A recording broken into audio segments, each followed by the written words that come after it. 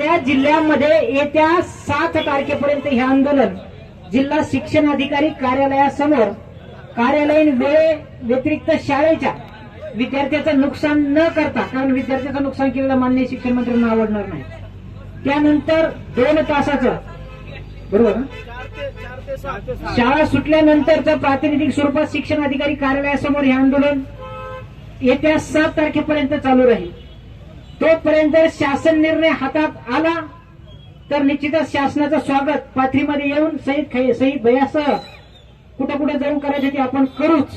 परंतु दगाबाजी कुठे जर होताना दिसत असेल तर 7 तारखेपर्यंत सुरू असलेली जिल्ह्याची सगळी शिक्षण अधिकारी कार्यालयासमोरली ही आंदोलने ही 9 ऑगस्ट पासून आझाद मैदान मुंबई येथे क्रांती दिनाच्या दिवशी मोठ्या संख्येने जमाव तयार करून मग त्याचं स्वरूप कसं असेल हे पाठपुराव्यातून योग्य वेळी आपणासमोर मांडण्याचं काम शिक्षक समन्वय संघाच्या माध्यमातून मंच म्हणून दीपक असेल, मी असेल, राहुल आम्ही करू. परंतु आपल्याला तोपर्यंत थांबायचं नाही जोपर्यंत शासन निर्णय आपल्या हातात पडत नाही तोपर्यंत. म्हणून शासनाला कधी कधी चर्चा करत असताना 2 पावलं मागे घ्यावी लागतात.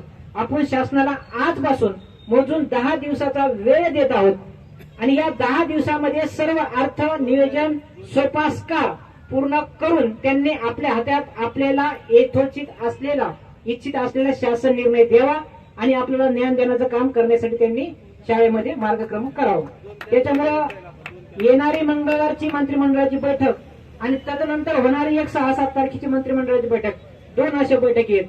आणि या बैठकीच्या दरम्यान हे आंदोलन इथलं स्थगित जरी झालं असलं तरी मंचावर बसलेले सर्व समन्वयक मुंबई येथे येत्या मंगळवारपासून याच्यामध्ये कुठले कुठले दुवे काय दुवे आहेत हे सर्व तुमच्या समोर मांडण्याचं काम आम्ही करू.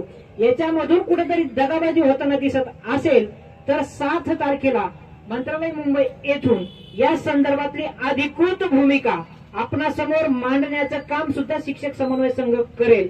याची ग्वाही याच मंचाच्या वतीने मी या साई भूमीतून देतो आणि साई भूमीतून शिक्षक समन्वय संघ या मंचावरील उपोषणार्थी यांच्या वतीने एक शब्द असा आम्ही देतो की तुमच्या हातात शासन निर्णय यथोचित मागण्याचा ज्या आपण शिक्षक समन्वय संघाच्या वतीनं शासनास निवेदन सादर केले त्यामधील मागण्यांचा शासन निर्णय निर्गमित होत नाही तोपर्यंत शिक्षक समन्वय संघ कुठलंही आंदोलन थांबवत नाहीये.